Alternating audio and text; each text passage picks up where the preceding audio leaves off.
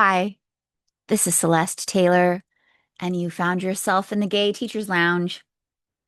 Whether you're stuck in traffic, doing your morning stretch routine, or organizing your spice rack, I'm so happy you're here, and I hope you get a few takeaways. This is a space where queer educators don't whisper, we exhale. So get comfy because you belong in the lounge.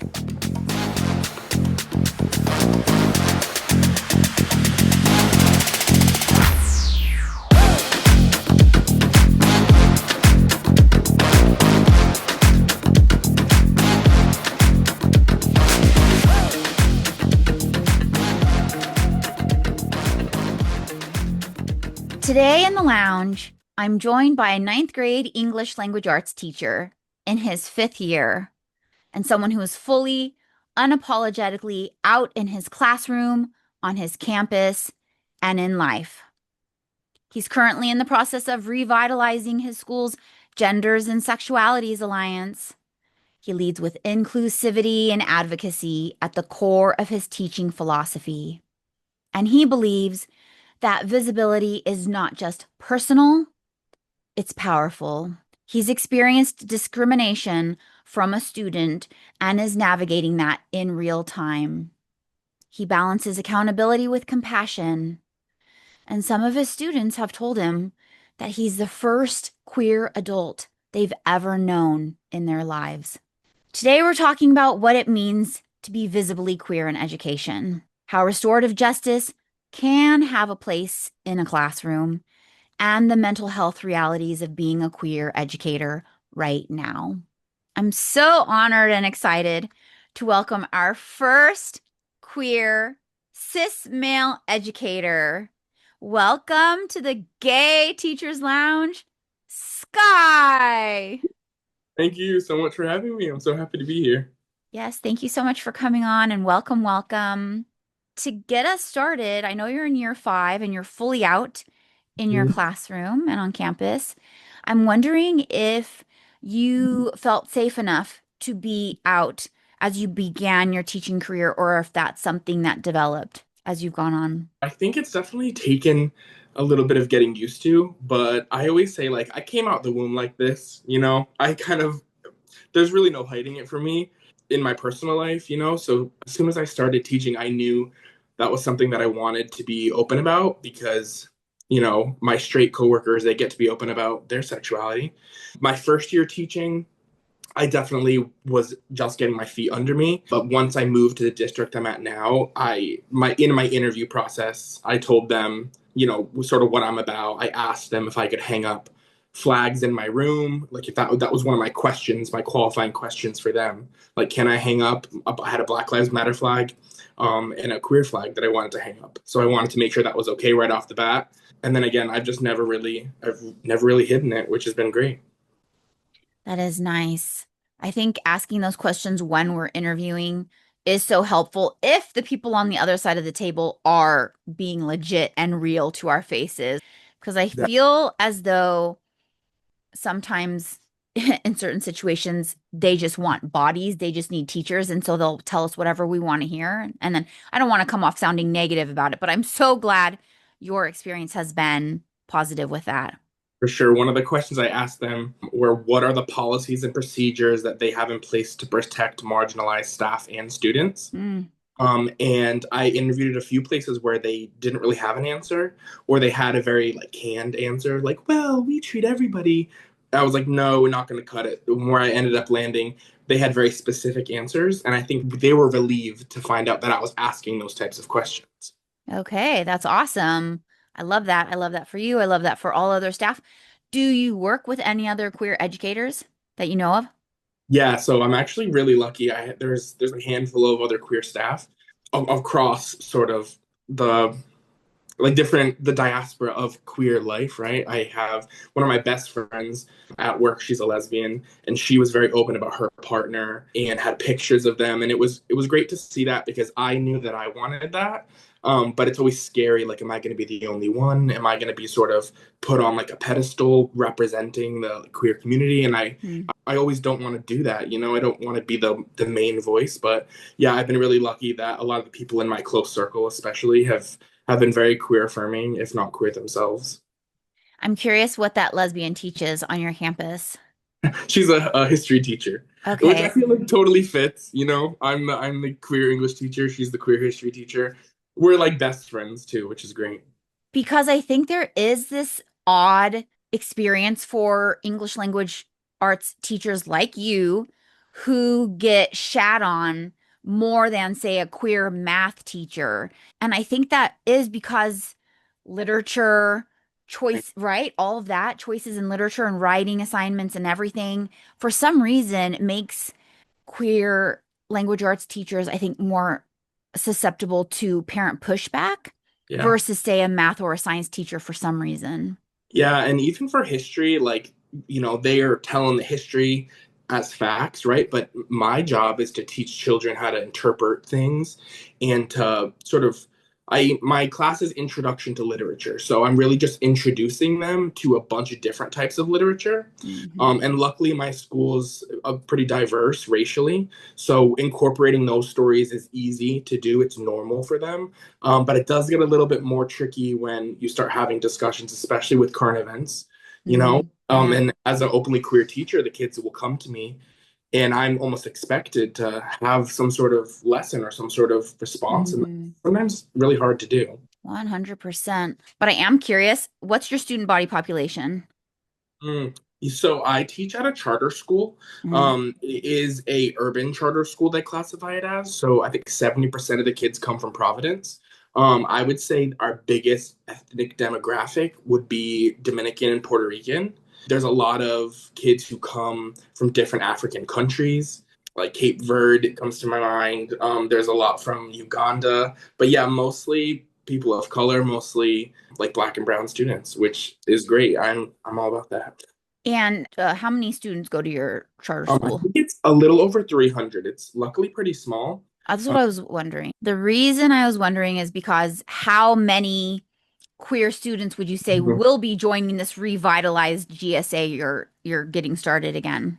yeah, it's so hard because I want to go up to all like the cool kids with like purple and pink hair and be like, "So, are you gay?" But like, you can't do that. Um, but there's been a couple kids who I know, right, who have like come to me. So I tell them, well, why don't you tell your friends? Like, just tell Mhm. your friends what we're doing here. I would probably say there's maybe like 10 Okay. or less students who have identified as LGBTQ, but there's a lot more that are allies for sure. Okay, that's awesome. And talking about allies, the kids need the allies. We all need the allies so much. So bring them in, rope them Yep. in, get the food on the tables, and We got crafts, we got snacks, we got music. Come. That's what I tell them. Just come. exactly. Well, you've had students tell you that you're the first queer representation they've ever seen in their whole lives, which I cannot wrap my mind around, although part of me can, because I probably as a young kid never saw any gay people, right? So, what does that feel like for you to hear, and how do you sit with that responsibility? Because I know you just also mentioned not too long ago that you sometimes don't want to be that queer person, the go-to for, every student to come to with their questions and everything. Yeah, it definitely is a weight to carry. Part of the reason why I wanted to be a teacher was to be representation, to be the type of teacher I needed when I was younger. It was kind of shocking to me when they first told me like I'm the first gay person that they ever met. Like that was kind of shocking to me, but then I really do think about the countries these kids are coming from, the communities they're coming from, like their values, their family values, it might really prevent them from being around queer people. I've had kids say that like they didn't know that gay people could be teachers. And Mm. again, that was shocking because I know a lot of queer teachers, and some of my favorite teachers have been queer. But then I think back, I don't think I can remember. I don't know if I've ever had a queer teacher, you Hmm. know? So, and maybe in college was the first time. So if Hmm. I can be that for somebody in ninth grade, I think that that's incredible. Definitely incredible. And it is one of those things where I'm sure you and I both did have queer teachers, but Yeah, that's the issue with people not being out. exactly. You'd Because, never really know. no, right? And how wonderful would it have been as a kid to have representation and to feel, I don't know if it's not even a feeling of normalcy. It's just a feeling of, I guess, just not being othered. Right. Like there's somebody in your corner. My favorite thing about Yeah. working with other queer adults is that when, we've had like these trainings where people come in and okay, we're going to share our pronouns. And that's like all they do for like, queer inclusivity. And Mm, just being able to make eye contact with somebody who gets it, or hearing somebody say partner instead of my wife or husband, and just being able to clock that with somebody else, I think is like pretty powerful. mm, And then knowing when things do happen with students, it's not like I can go to them and they can affirm that it's not me, right? It's mm. something bigger than just me. Ooh, gosh, that would be so helpful. It is so important to have community, especially at work, because talking about you being discriminated against by by one of the kids in your class, and imagine if you didn't have your fellow queer colleagues Right. on campus. That would be such a lonelier experience for you. Right. And I think that there's definitely power in numbers. And I love that you have other queer educators on campus to talk with and this is exactly why I want this podcast, so that we can all hear each other's experiences and know that we're not alone, all dealing with different things, you know. I I want to approach this carefully because I know we are talking about a 14-year-old, Mhm. but I think it's important to talk about the discrimination you've experienced by one of your students and what that feels like as a queer educator, because I'm wondering how you balance compassion, which I think would be very hard for me. That's something I would still struggle with. How you balance compassion for a young person who may be repeating what they've been hearing at home their whole life, and balance that with the need to protect yourself and your classroom environment.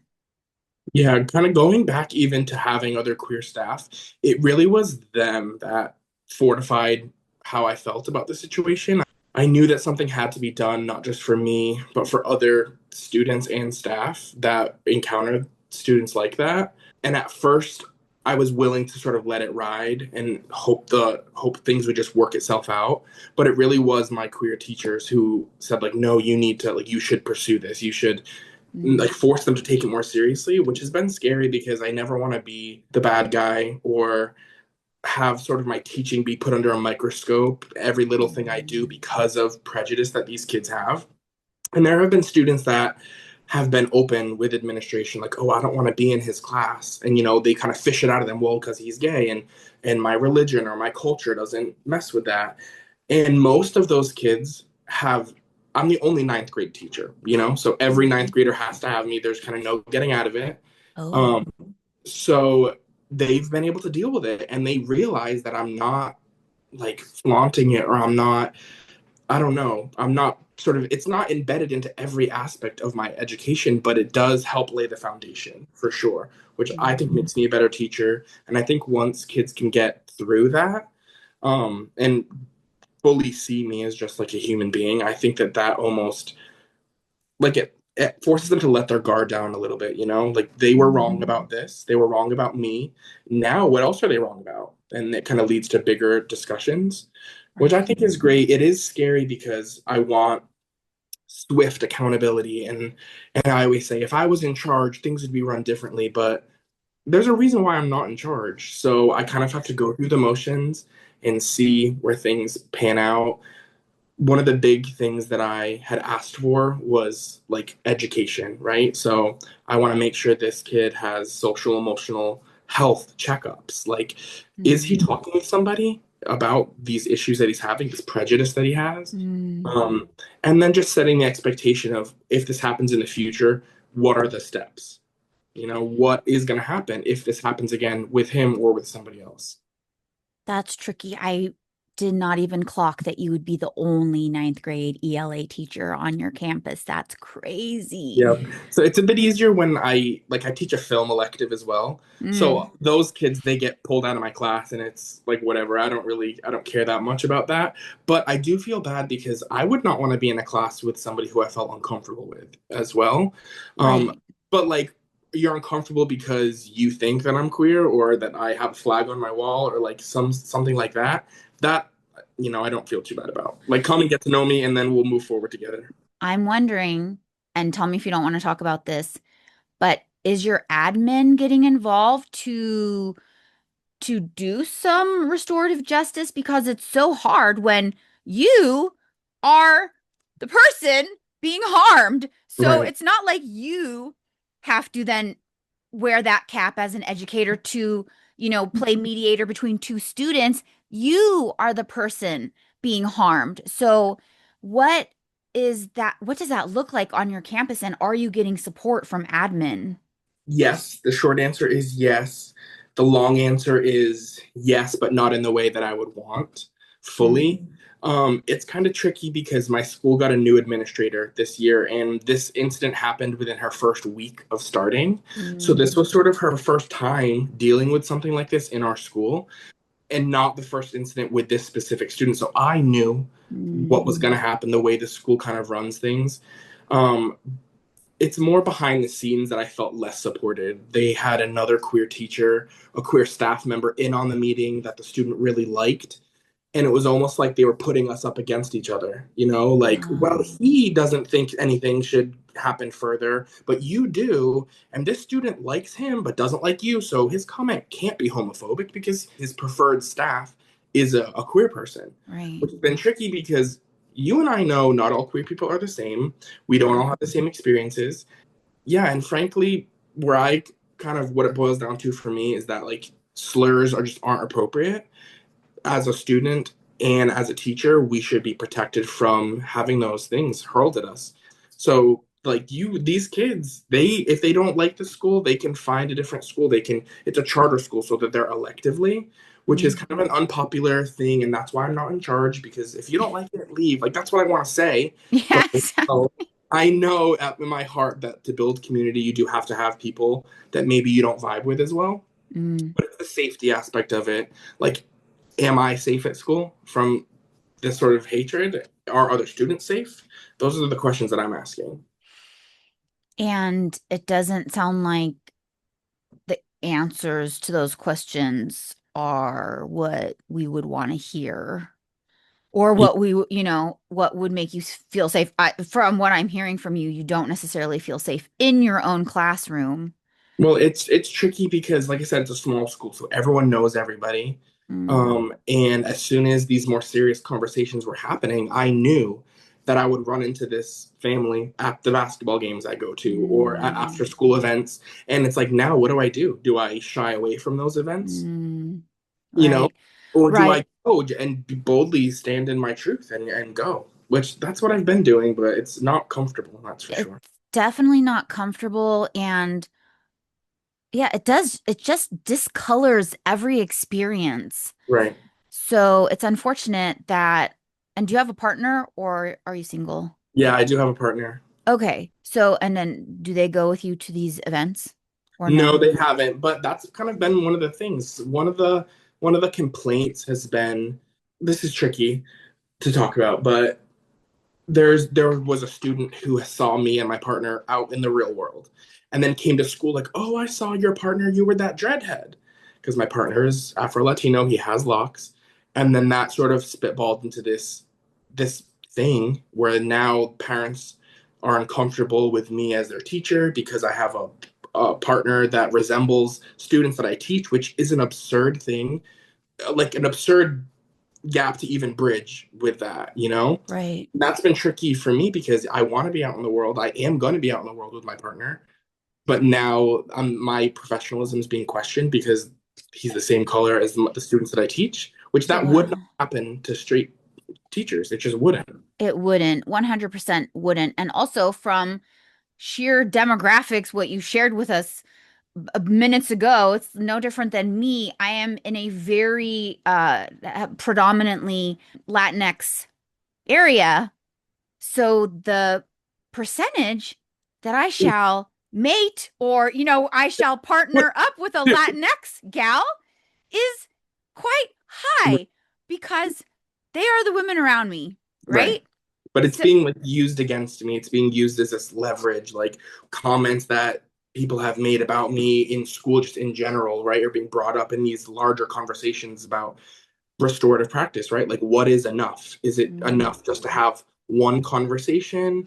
Do we need to have multiple conversations? I personally, I want to see change. I want to see systematic change. What happens when these things happen in the future? exactly. And I think that for me, if I were in your shoes, I would honestly, it sucks that you're the only ninth grade Yeah, ELA teacher because I would probably, and after hopefully several, restorative justice conversations, right? Just conversations over repairing our relationship, rebuilding community. I still, and this is probably a me thing, I would feel uncomfortable around that student yeah, indefinitely even after said rebuilding, repairing right. happened, but that's me.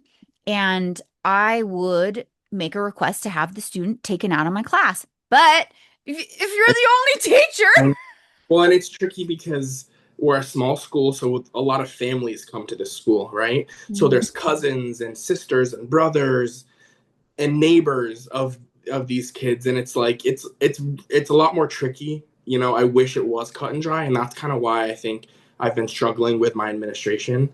I feel safe and I feel protected by them, but I know that our views on the situation aren't aligning totally. mm, that is so hard. That's a really tricky situation that you're in. Is I'm getting through it, and honestly, I feel supported at school, and I always say once I close my door, I can just teach, and that's something that I think I'm good at. I like doing, so I close the door and I forget about all the drama that's happening, and I just Mm, teach, which has been really great. And with this stuff, the current events that are happening, that's sort of something that I felt like I need to do is just put my head down and teach the kids mm, and let them teach me at the same time, which I think is important because I think most of them are on board with the way things are going in our society. And I don't think that they see me as a queer teacher first. I think they see me as a lot of other things before that, which I can appreciate for sure. okay. So what do you mean by saying the students in your class or the students are on board with the things that are happening in our society? So I think that most people, when like we had a flag raising ceremony, I got a grant for a bunch of money, and we used part of that money to buy a flag for our cafeteria. And I fought to get it hung up exactly where I want it to be hung up in full view of down the hallway. And we had a lot of kids come voluntarily to that flag raising ceremony, and were happy that we were doing that. They were happy to take, pride swag. They took flags and stickers and made buttons, and for the next like week, I walked around the school and I saw more pride flags than I ever had before. So most kids know that like this is like being queer is normal. There are queer Mm, people in the world in general, and I might be the first one you've ever met, but I'm not the last one you're ever going to meet. right. So I think most of them are on board with, love is love, queer people exist, trans people exist, like Mm, we need to protect these people. okay. Oh, so you got a grant to buy a big pride flag. Yep, which Oh, is I love. great. And we did a we my goal at the end of the year. I don't know. I feel like we're almost to the end of the school year. Yeah. Um, but I want Providence has a really awesome Pride parade, and I've always at schools join all the time, and I want to see my school in that Pride parade so badly. We have a bus, and I've been working with like local LGBTQ organizations to help. Youth Pride is one of them that we work with. They've come in a couple times to do de-escalation trainings, which again a lot of kids voluntarily signed up to go to. Mm, So I've been working with them to get a spot for our in the parade. I don't know if it'll happen this year, maybe next year, but eventually I hope to have a big spot there. that would be fun. Yeah, Maybe. it's all ages. It's a family friendly parade. It's great. It's actually one of the best Pride events I've been to. Oh, I bet. Yeah, because that area is supposed to, isn't your area really gay? Yeah, it's pretty gay for sure. Providence is a pretty nice like queer scene. And what I love about Providence is that like I went to a like an open mic poetry night with my partner, and it was great to see the people there and the poems that were read, and the statements that were made before the show about this being a safe place. Mm. It was refreshing because, growing up living in Wyoming, it's not the same. Um, Oof. it's definitely a lot different, and there were no queer teachers, and there would not have been an option to have flags hung up in my Oh, class yeah, work there. So for that to be so normal around here, and then have a job as well, I know that I'm blessed. definitely. Well, so going back to your identity-based harassment that you've been experiencing, do you believe that harm like that can be repaired in a classroom?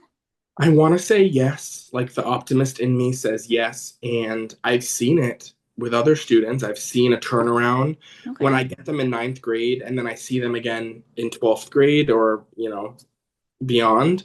I see the change happen. So I know these kids are 14 years old, and they really are just a product of their environment, and they might just be regurgitating what they've heard, Mm, which that is an explanation. That's not an excuse.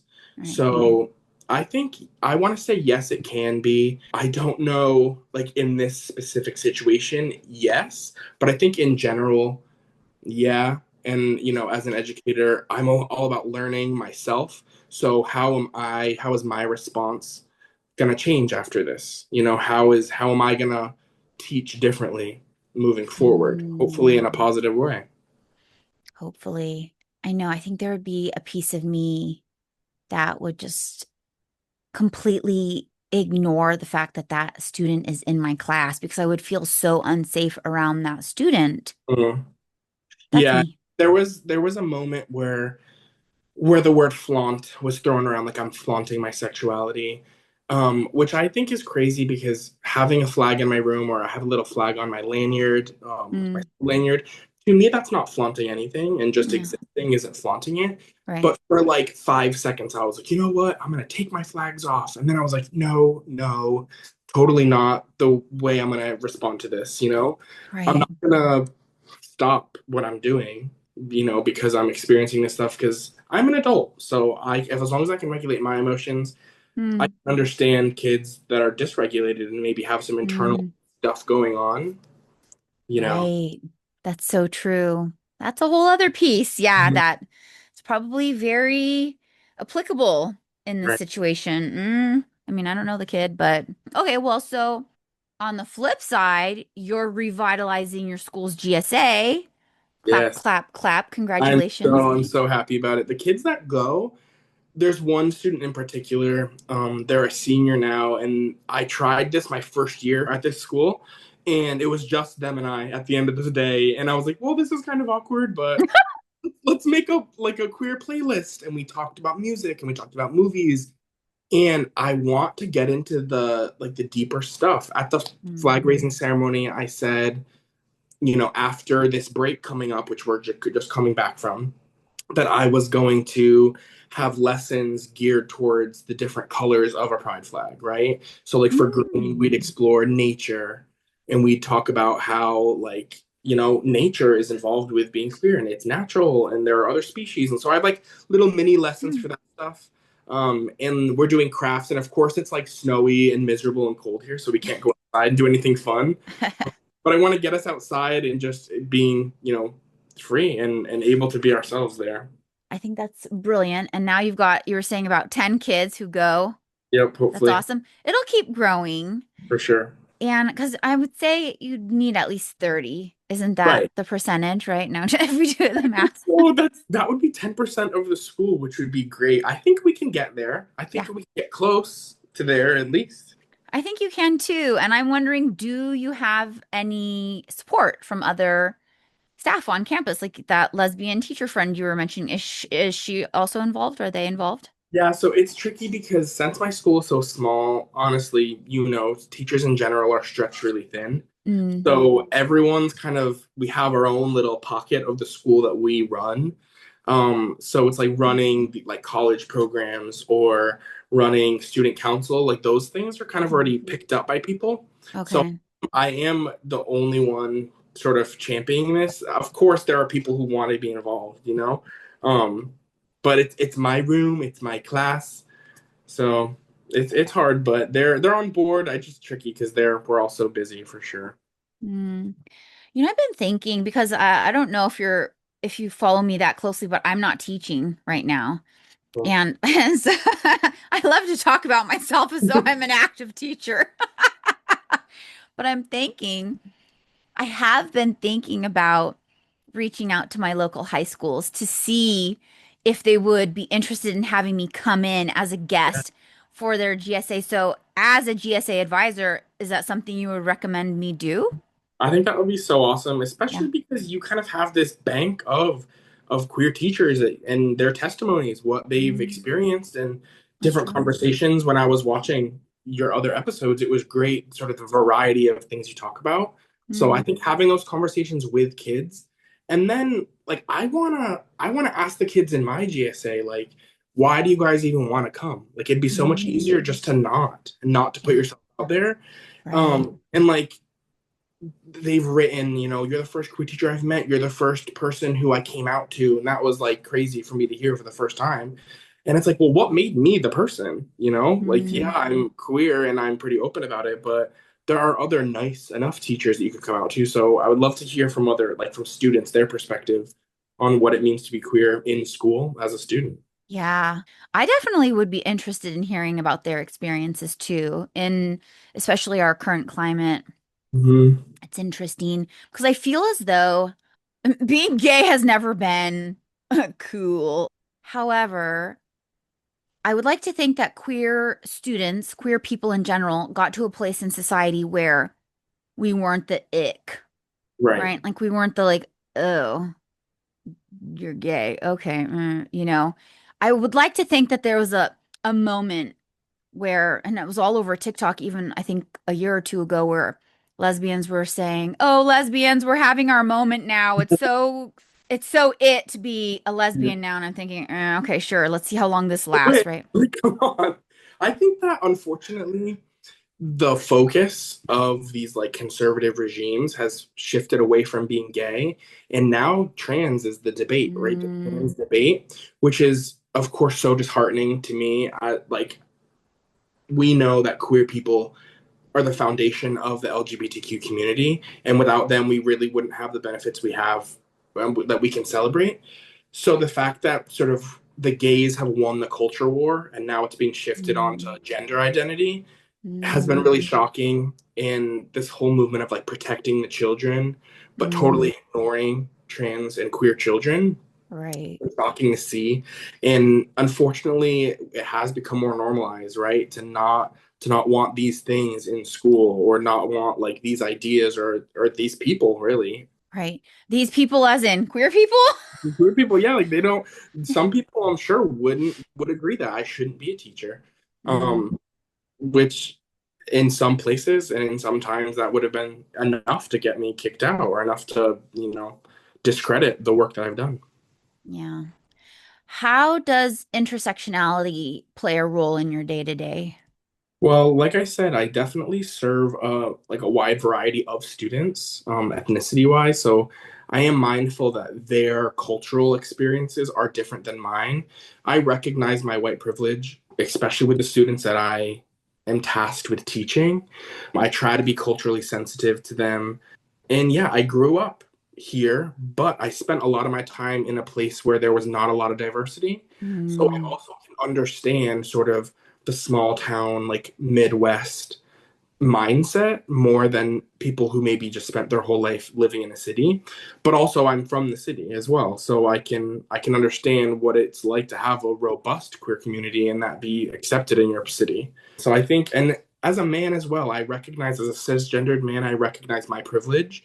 And like when I go to protests or when I go to events with my like female friends or my black friends, it's like I know that I have a certain responsibility as a Mm. cisgendered man, I know my role in society.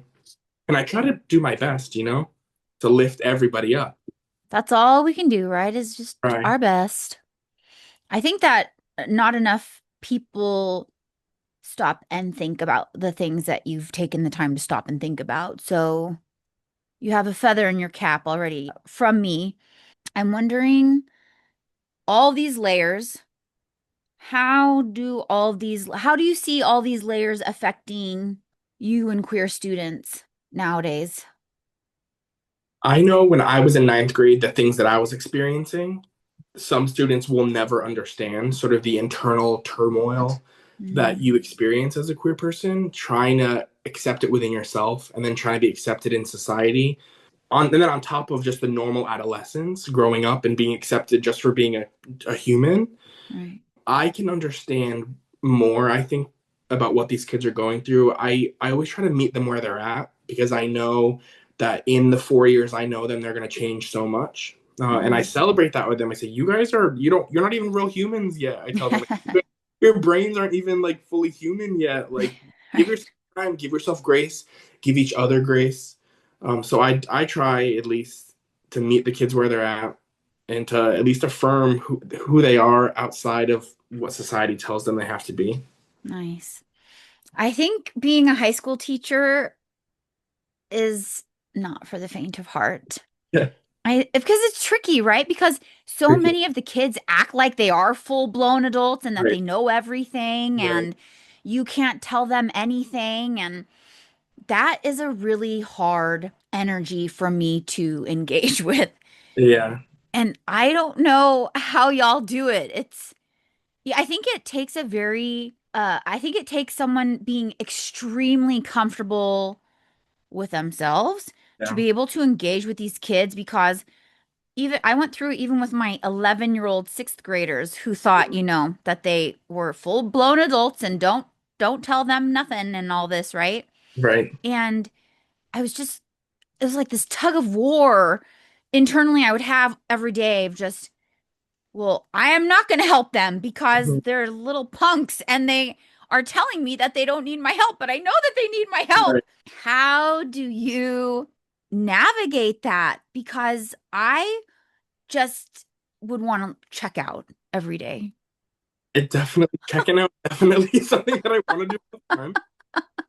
But it is fun because the kids that I taught my first year at this school are seniors this year. Mm, And it's fun because when I love to thrift.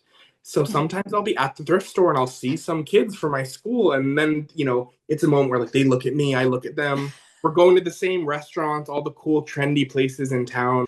I see my students at the mall every time I go. So it's like, like I recognize that they're just trying their best. But it is fun to see the kids that, I had a really difficult time teaching Mm, as they get older become the coolest kids and the mm. coolest like when they talk to me I'm like, oh, you're actually a cool person, but when you were my student we butted heads, not get along. But then I see them out in the real world and they're excited to see me. They come back and they thank me for being authentic, and I say I keep my dirt on the surface. You don't ever have to wonder when I'm having a bad day. Unfortunately, everybody knows it, and I try really hard. We do a fist of five every day. So like five, you're doing really good. Four, and one, you're struggling. Mm. So I tell them I want to know how y'all are doing, and I want y'all to know how I'm doing because if I'm in a bad place, Yeah. please don't mess with me. And I say that kind of lightheartedly, but really, like, if I'm not doing well, I want them to be able to know, like, now is not the time to joke around. But then if I'm Yeah. having a really great day, maybe I know if they're not having a good day, I'm not going to joke around with them, Mm. or I'll give them the space. I have like a calm down corner where they know if they're at a one or a zero, just like go to the calm down corner, go sit on the beanbag. So being able to have that space and at least it's easy for teachers to say that like everyone's welcome, but to actually be a place where everyone is welcome and where students want to be, I think is like you can't really fake that. So Right. So true. When I think about my high school career, there was a teacher, and I would go into her room at lunch to eat and just talk with her. yeah, And she was just a really interesting lady. She wasn't gay unless she was in a lavender marriage. I don't know. But Who knows? she was very, there's something about her, right? And anytime I would go into her classroom, I felt so welcomed. And I honestly cannot think of another teacher whose classroom I walked into my whole high school career and thought, ooh, I feel good in here. Right. I Yeah. hope that I can be that teacher to some students. And during lunch, I'm never alone for lunch. My room is always full of kids, which I love. But they know, like, leave me alone. Like, I need my break. But there's always kids in my room. I have a mirror on my wall, which I did it to build community and to bring people into my room, but there are always people at that mirror. I have an ice machine. It's a contraband ice machine. I'm not allowed to have it, but I have it anyway. So the kids love that as a reward. I always have snacks. So I hope, or I hope that they don't see me necessarily as a queer teacher right away. I hope that I'm the teacher that if you're hungry, go to Mr. I have hygiene supplies. I've been so lucky. A lot of that stuff has been donated to me. So I have like deodorant and tooth floss and like stuff for their hair and hairbrushes and that sort of stuff. Like Hmm. it's a very material way to say that everyone's welcome. But again, the attitude that I have is very much everyone's welcome. Hmm. I love that. And I think for most of the students, they will see you as that teacher. I think that, of course, you'll probably have the, rogue student or two who will just be so focused on your sexuality, from because of their Right. Something's internal happened. selves, right? Yeah, that sounds really nice. I know hearing you talk about teaching, and even though you're going through a challenging situation, and to hear you speak about it in a way where it's not the end of the world, it's just you're going through this situation, and the way you talk about your students and teaching in general, I love it because when I talk with teachers like you, I feel like I want to go back to the classroom. I see that. I love teaching, and I knew I wanted to be a teacher since I was a freshman in high school. I had a teacher, her name was Rose. And I credit her really with saving my life. She met me where I was at. She, I think, recognized that I was living in a place that didn't accept me. Mm, I was closeted at the time, but yeah. I was always kind of like a weird, quirky kid. I was loud. I talk a lot, but now I get paid to talk. But I could recognize Yeah. that I needed an adult, and she was that adult for me. And luckily, we've been able to connect, and I've been able to tell her like how much she meant to me. But Hmm. I can really be that for one student. Then I think, you know, the debt that I'm in and the stuff I'm Oh going my through is all gosh. worth it. It'll all be worth it if one kid at least can find like acceptance or see themselves Mm. maybe in me. I don't know. Yeah. Okay, hold on. I have to get a Kleenex. Okay. Oh my goodness, because I'm only crying right now because no, I do cry probably every day actually, so never mind. I'm crying right now because I just read an article in EdCal, which is this administrator's newsletter, and I had a friend give it to me. She's an AP now, and I used to teach with her. And I'm gonna make a video on this article this former teacher wrote. Oh my God. And I've read the article like 7 times, and I cry every single time Yeah. I read this I bet. article. But hearing your story too, it's very similar to his. Mm. I think everyone becomes a teacher for their own reasons, but I think it's a very beautiful thing when someone is called to the profession after having a very meaningful experience like you did, and the other man who wrote the article in EdCal.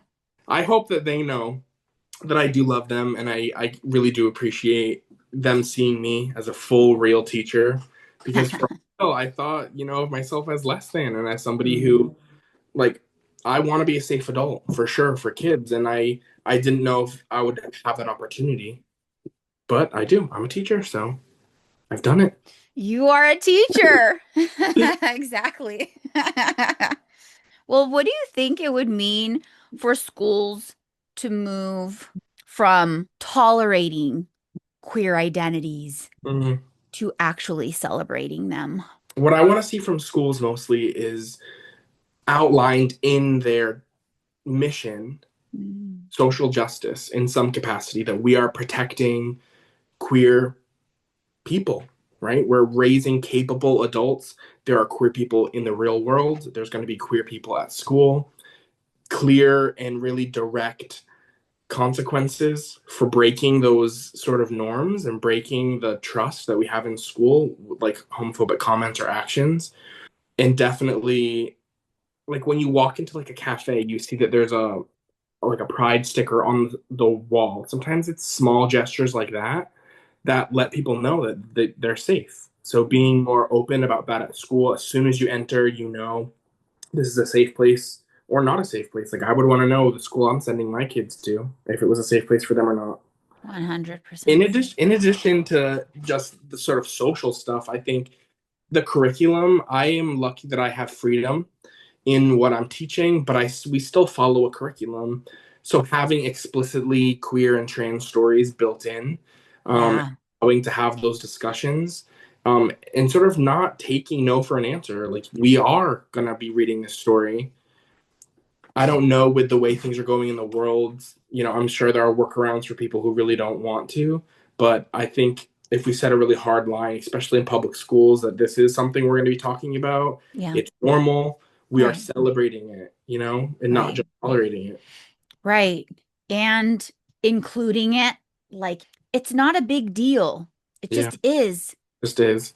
We're talking about, I guess in language arts, we're talking about this author. We're going to talk about this author. Yeah, Oh, and ooh, big whoop. That author's gay. Big whoop. right. Let's look at their literary contribution. Let's talk about their works.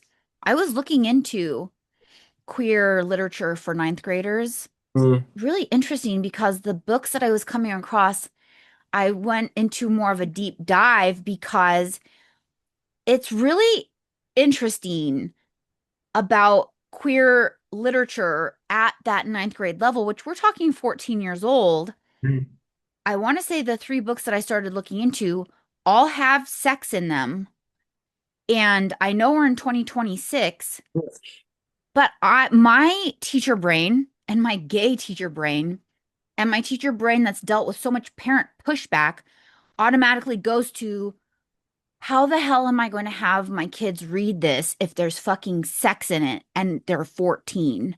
Well, and there are some stories that I would never have on my bookshelf because I'm a queer teacher. But there Mm. are stories for ninth graders with heterosexual sex in it that straight teachers could have on their bookshelves, and it maybe would be questioned, but it wouldn't be as scrutinized as on my bookshelf. So I Oh, definitely yeah. agree. I'm a lot more mindful. I love the book Aristotle and Dante Discover the Secrets of the Universe. Okay. It's a great story about these two. It's like a coming of age story, and I think if I remember correctly, one of the characters is openly gay, and they fall in love, and it's this beautiful love, like platonic love story as well. Uh, Okay. that is geared right towards like ninth grade. So Okay, perfect. Because there needs to be more options for kids to read, even straight kids. right. I'm sorry, I'm not sorry. If we have to read all of this straight literature, then Yep. the straight kids can read queer literature. Well, I teach Romeo and Juliet, and there is no Mm. getting around the fact that those are two, you know, cisgendered straight people who are in love. And when we watch the movie, I have to skip over the sex scene, you Mm-hmm. know? So it's like there's no kind of getting around that those conversations, and it's okay when it's heterosexual people, but it's not okay with queer people. And that sort of things that I'm willing to challenge, but I know I don't want to be the scapegoat. I don't want to be the example, you know? So Yeah, I'm mindful of what I put on my bookshelf, but there's definitely things on my bookshelf that toe that line that, you know, I think are thought provoking, which I think is kind of my whole job. definitely. And I know there's someone smart out there who can incorporate queer literature and queer authors seamlessly into Right. a curriculum. Someone just needs to do it. We I need, I'm a check-in teachers pay teachers. Come on. Like I will buy it. Let's go. yeah, definitely. Well, today's conversation really has been a great reminder on why visibility is so important. It really is. I mean, can you imagine, you and your other queer colleagues not being at your site, and then these kids coming from very seemingly sounding straight backgrounds, not engaging with any queer people until they're adults. Oh Hmm. my goodness, my head explodes, right? Yeah. And so being able to teach these kids tolerance starting at 14 versus 24, I mean, it's so important. I'm so grateful for you coming on, sharing your time with us and sharing your experiences. And also a big thank you to you for building safe spaces Thank for the you. students on your campus. Thank you. Yeah. And so before we wrap up and do our little dance at the end, do you want to share with everyone what gay thing or things you've been doing lately? So a gay thing that I've been doing recently is I have been more intentional about like my nightlife. So I go to queer affirming places. There's a bar and music venue down the street from my house that is very queer friendly. I went to an Avatar The Last Airbender drag show last week. So being intentional about like where I'm spending my money with like queer spaces and queer small businesses has been really important to me lately. I love it. Yeah. Thank you for sharing. And to close us out, I want to give a shout out to Izzy Arden. She just dropped another single, Loaded Gun. Yeah. I had told her that parts of it reminded me of Evanescence. Yes. It's a really intense song. Let's do it. But yeah, so check out Izzy Arden's new song, Loaded Gun, and I'll link it in the notes below. And nice job, Izzy. Thank you all for listening. Thank you for joining us in the lounge. And remember, there's always a seat for you here.